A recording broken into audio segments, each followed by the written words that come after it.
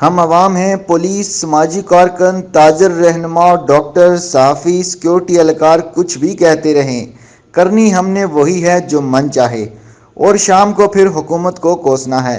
ये shopping centre नहीं, अवाम ही की सहूलत के लिए लॉकडाउन के दौरान खोले गए बैंकों के मनाजिर हैं। सिक्योरिटी गार्ड्स और पुलिस भी आजिज़ आ चुकी, बैंकों के बाहर अवाम का हजूम। लोगों ने हेल्थ इमरजेंसी स्मार्ट लॉकडाउन को पांव तले रौंद डाला। रिपोर्ट मोहम्मद खुर्शीद बेग, जहां न्यूज़, रावलाकोट, आज़ाद कश्मीर।